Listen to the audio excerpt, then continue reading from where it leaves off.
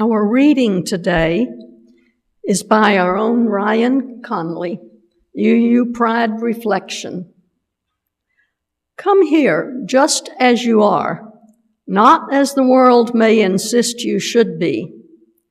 Bring your true colors, bring your honest questions, show your pride, but most importantly, bring your love in whatever form it takes.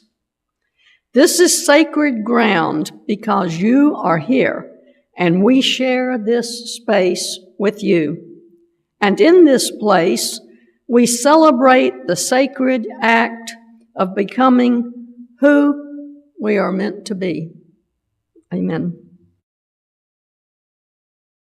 On June 28, 1969, the patrons of the Stonewall Inn in New York City had had enough. They were constantly harassed by the local police department. It was illegal to be gay at that time. So the police would frequently raid bars and other locations that were used by LGBTQ plus people. Being caught in a bar could lead you to lose your job, your family, and your whole way of life. Liquor licenses were denied to establishments that catered to LGBT plus Q people and would quickly be shut down. So they were forced through attrition to be only operated by underground and criminal organizations. Most gay catering establishments in New York City at that time were actually owned by the mafia, who recognized that there was an opportunity to cater to the LGBTQ plus community. The Stonewall Inn itself was owned by the Genovese family, which had some established levels of corruption within the police department. They got tips when raids were planned, had underground networks to keep the liquor flowing, and would frequently pay off officials to look the other way. These were not the ideal conditions to establish an equal rights movement. The perception of the public was that homosexuals were associated with criminal activity. And given the facts, it would seem to be the case, ignoring, of course, the context that they really didn't have much choice. The Stonewall Inn was very popular with social outcasts of even within the gay community. Drag queens, young, effeminate men, homeless youths, people of color, the poor, and the downtrodden. The raid that occurred on June 28th wasn't anticipated. The police were unusually cruel as well, holding them hostage in the bar for a long period of time. This grew an audience of shouting and disobedient members of the community, which led to even physically assaulting the police on the scene. More police were called in for backup, and yet more people showed up to protest the raid. And the protests continued off and on for a week. It wasn't the first time such an event had occurred. There had been several protests and civil actions that took place throughout the 1960s, but perhaps what made Stonewall different was what happened the next year. It was the spark of renewal. The people gathered again to commemorate the event. This time it was called Pride, as throughout their existence, LGBTQ plus people were made to feel like they needed to live in shame. We will no longer hide who we are. We are worthy. We are powerful. We will no longer live in shame. We will no longer hide who we are. That's where Pride started. Not with rainbow flags and banners, but with resistance, resilience, and radical self-love. And let's be clear, that work is not finished. Renewal isn't always gentle. Sometimes it's bold. Sometimes it roars. It can, in fact, mean a complete change of your entire outlook. We see renewal through Pride by transforming people's outlooks from shame and embarrassment to pride and acceptance of oneself. Pride Month is not just a party, it is a resurrection. It's a moment when voices long silenced rise up and say, we are here. We have always been here. We are sacred and scared and ashamed. We were scared and ashamed, but now we live our lives and values out and proud. Eventually, it became a strong commitment of being authentic in who you are. Further down with time, it became a celebration of love and acceptance and all that we have gained through the years, celebrating the decriminalization of homosexuality, the passage of anti-discrimination legislation, various court rulings that extended that legislation nationwide, and eventually even marriage equality. Most recently, it has been recognized for its commercial values and has led to radical acceptance of the community by businesses, government organizations, and religious institutions. Unfortunately, today, it seems the world around us has gone a bit backwards. It wasn't so long ago we could walk into a Target store, a Starbucks coffee shop, and see Pride logos and things decorated with prides, even Pride sections within the store. But it seems that maybe those days are at least temporarily behind us. Those who shout at us for freedom and blamed us for cancel culture seem to be hell-bent on eliminating the freedoms of many people, including gay, lesbian, bi, and especially trans people. Immigrants, women, and minorities are also in their sights.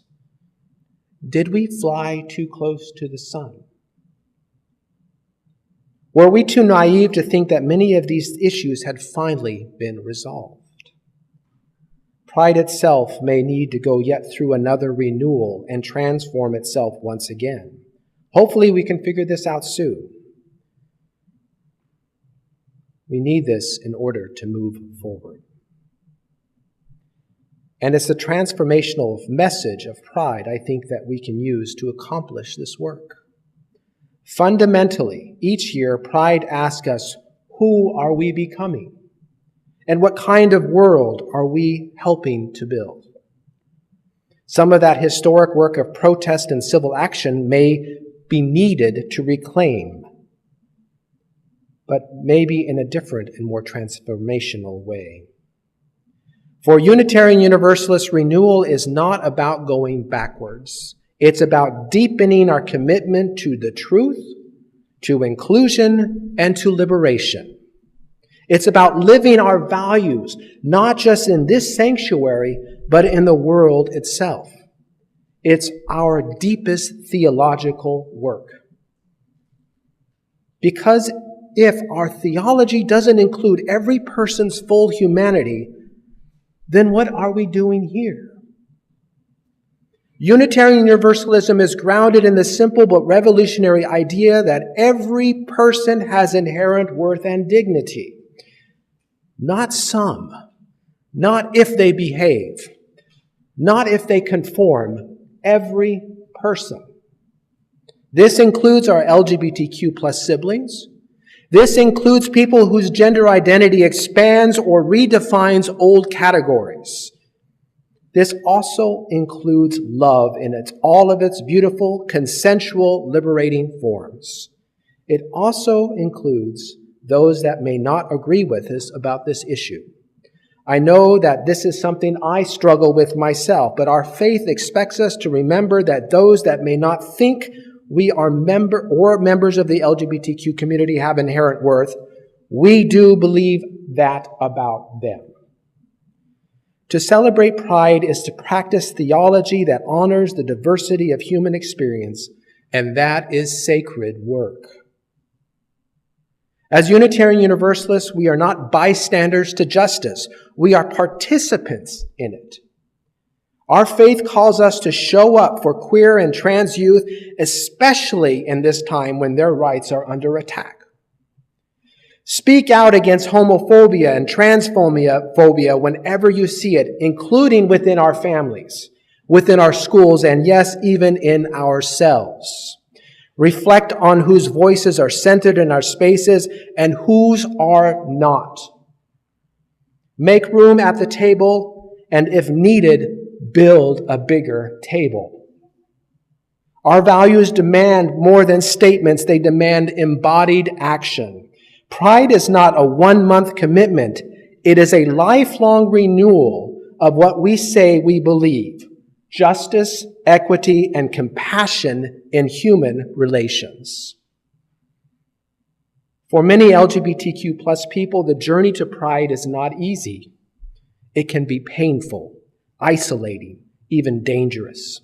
And yet something in the human spirit keeps saying, live, shine, and love. Pride at its heart is about the courage to live authentically. Many of us in this room, queer or not, know what it means to wear a mask, to shrink, to stay quiet when something deep in us wants to speak. What would it look like for all of us experience a personal renewal during Pride Month? To come out, not just in terms of identity, but in our values, in our truth, and in our love. What would it mean to live our Unitarian Universalist faith out loud? Theologian Howard Thurman once asked, where does our deep gladness meet the world's deep hunger? Pride is one such place. A space where joy meets justice, where authenticity meets activism, where beloved community is not a dream but a practice. So let us be renewed, not by comfort, but by courage, not by ease, but by equity, not by familiarity, but by faith in the world and worth of every soul. This Pride Month may commit to more than celebration. May we commit to transformation. Let us be brave in love, bold in truth, and be tender with each other.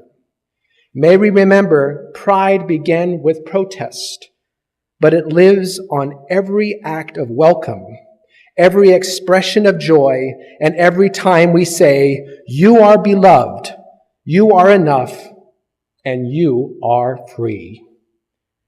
Happy Pride, and may it renew us all.